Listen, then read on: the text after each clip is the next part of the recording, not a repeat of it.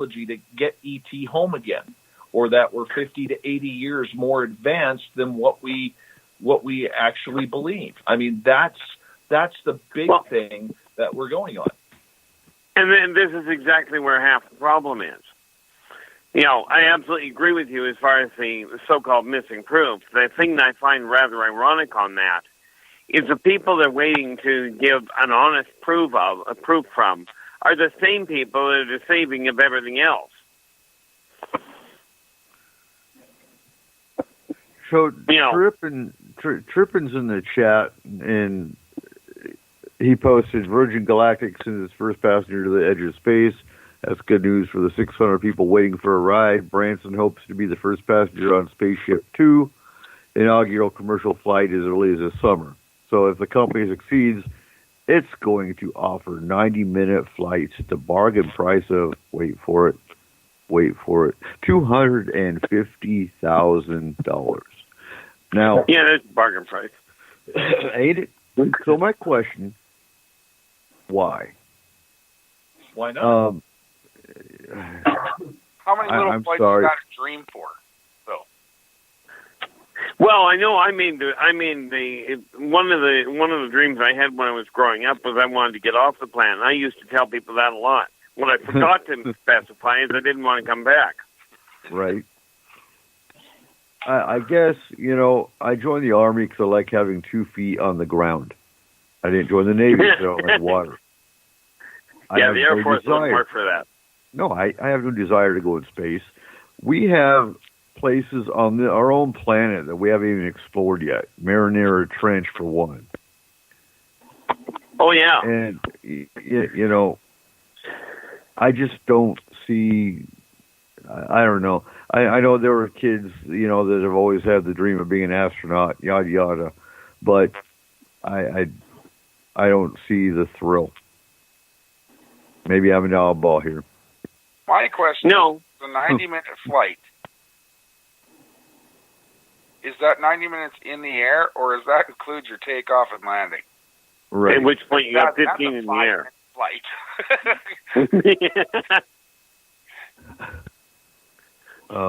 Hopefully that's after they leave the runway. You can't hold it against people who can afford it, though. All right? No.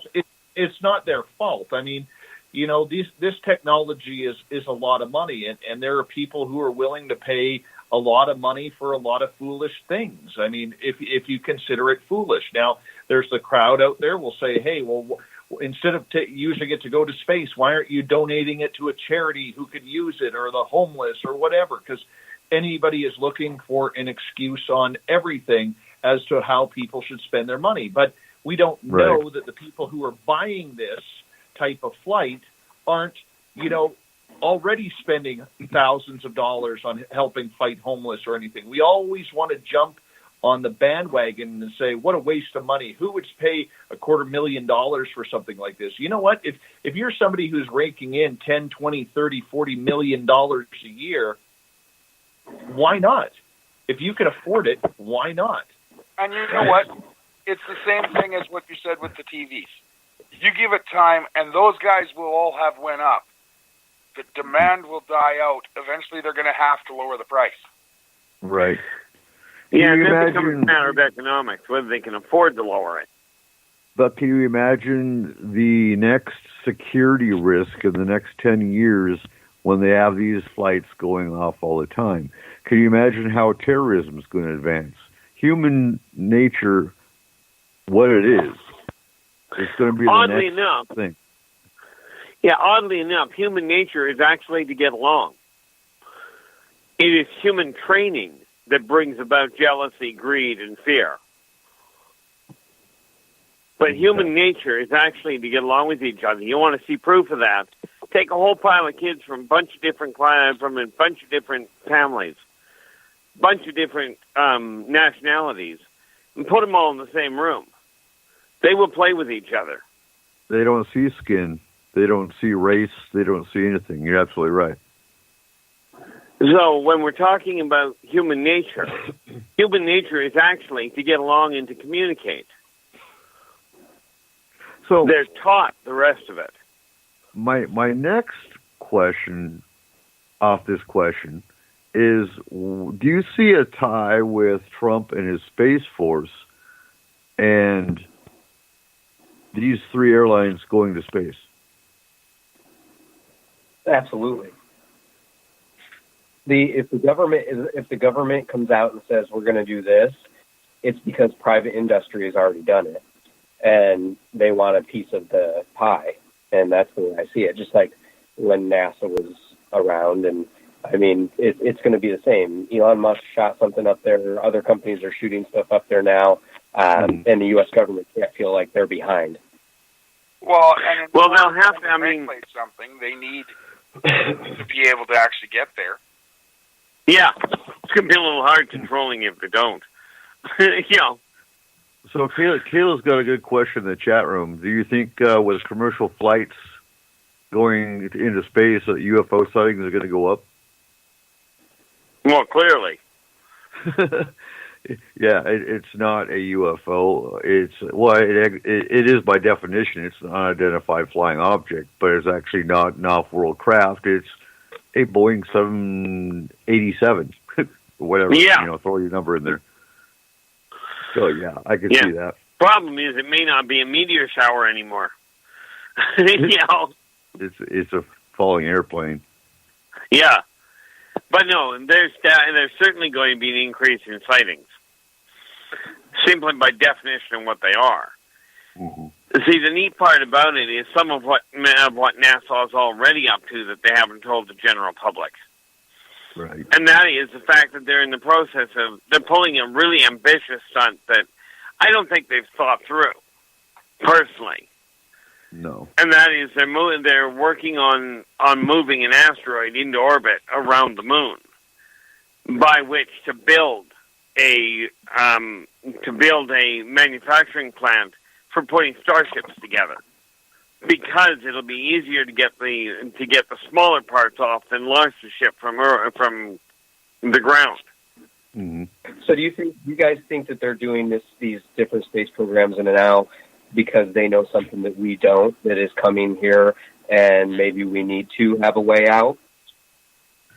Well, it won't be for us. It'll be for the rich.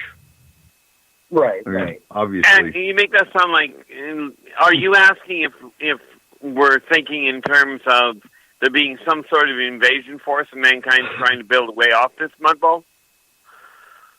Yeah. Is that what they...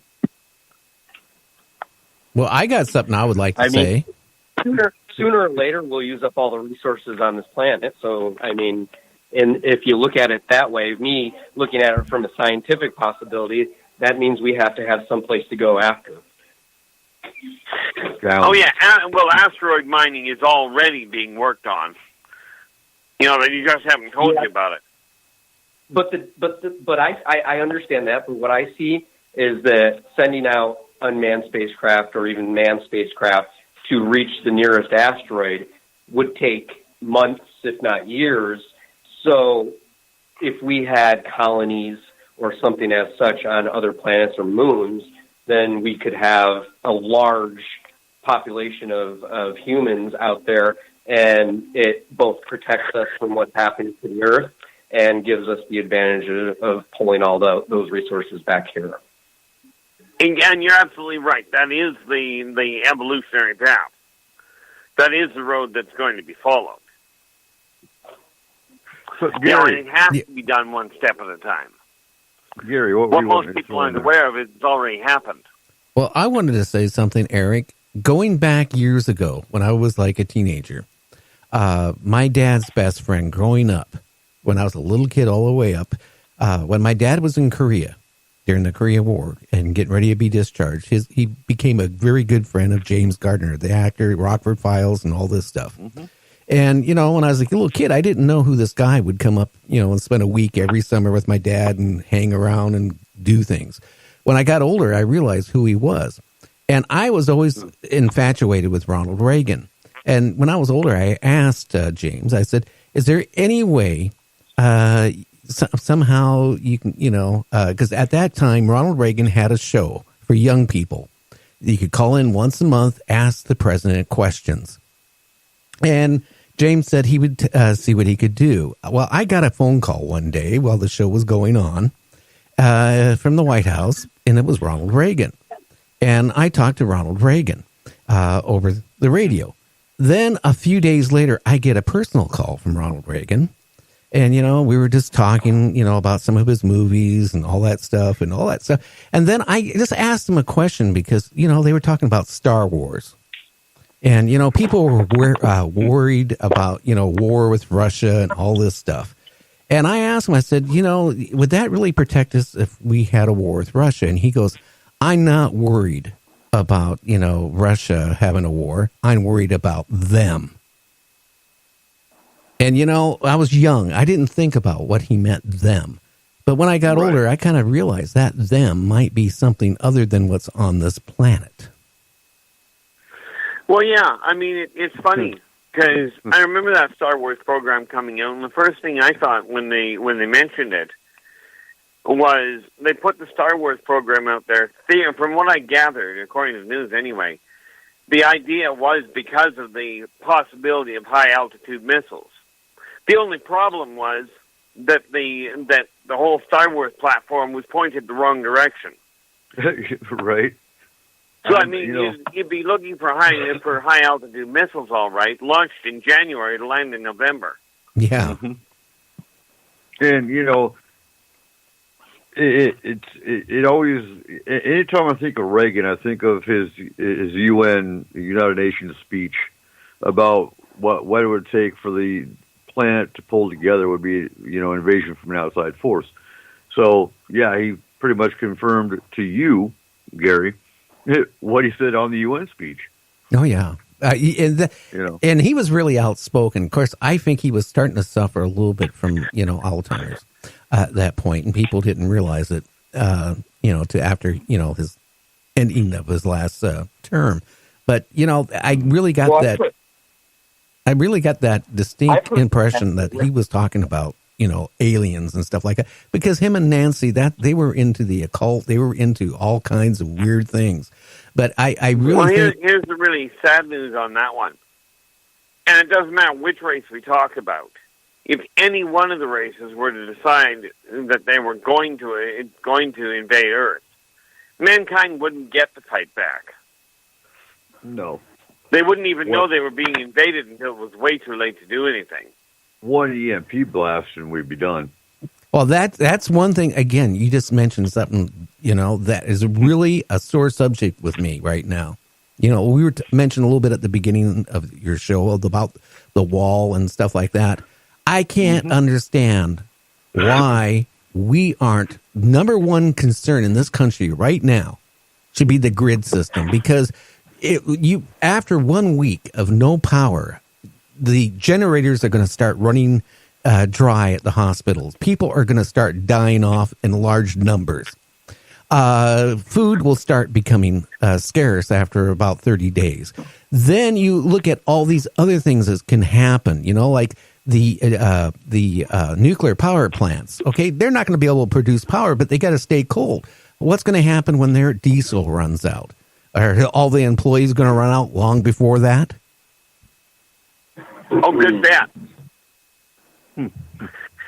Yeah, I mean, we could get this really tied up in a knot in a hurry, but the unfortunate part is, the sad reality is it's going to take something of a global nature, it would seem, to get people to realize one little detail.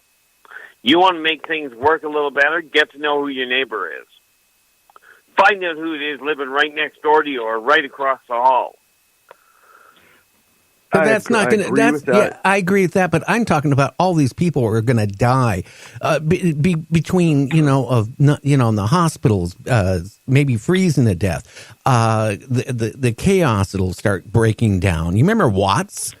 I mean, all this stuff is going to happen really fast. And what really astounds me with this country, right? We can drop all this money every which way, but to fix the grid system is about $5.6 billion. $5.6 billion, but we can talk about building a wall, that somebody with a hacksaw or really good at making tunnels, aren't they, coming into our country?